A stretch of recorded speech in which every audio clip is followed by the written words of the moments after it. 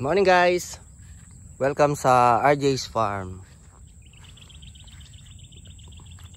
Maganda na yung panahon ngayon dito sa farm natin. Almost pangatlong araw na to na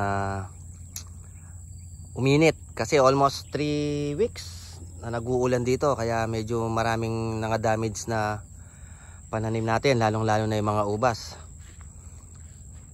So ngayon patuloy tayo sa paglilinis. Si Tata ngayon nag-grass cutter, nililinis niya kasi mabilis humaba yung damo. Tapos itong nadaanan ng ipo-ipo, aayusin na natin, pati yung mga bandera niya para maganda na siya.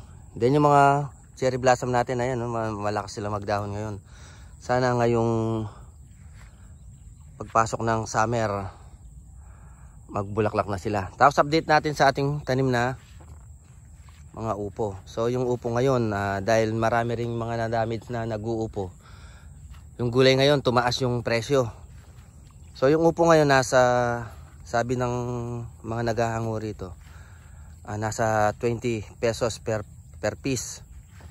So ito yung mga upo niyan, yung mga naggugulay dyan, kapit bukid natin, upo yan. Tapos binigyan tayo ng mga upong buni, tapos tinanim natin. Ayan, ito na sila ngayon.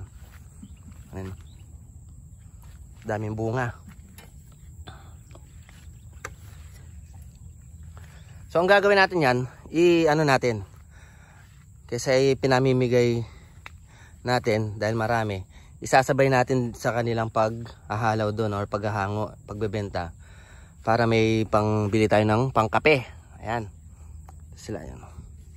So marami-rami rin to, isasabay natin sa kanila kasi nag-harvest sila ngayon para ibenta. Yan, ito kasi nasa mahigit 20 na puno ata to. So malakas dyang nag-start na silang dire-diretsong mamunga. So ayan yung upo natin. Ayan sila, madami-dami rin.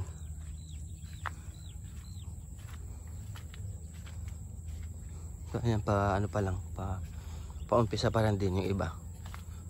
So isasabay natin, kahit mga isang bundle lang tayo dito, walang problema. So malalaki.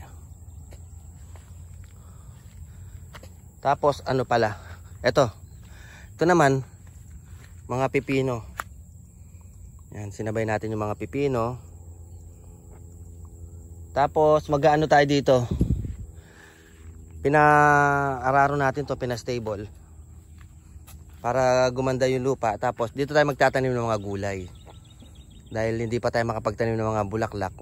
Gulay muna itatanim natin dito, sili, ganyan, talong, okra, kamatis. Dito lang, yung mga konti lang naman, mga 30 pieces lang, para pang lang natin,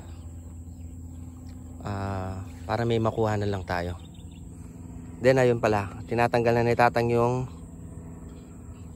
mga papaya, kasi na yung papaya matanda na or natubigan na, tsaka matanda. Pinagtatanggalan natin yung bunga, ginawang atsara. Ayan, so tatanggalin na yan, tapos bibili tayo ng bago, magtatanim na tayo ng bago para magbunga ng marami. Kasi pag matanda na, hindi nagbubunga ng marami.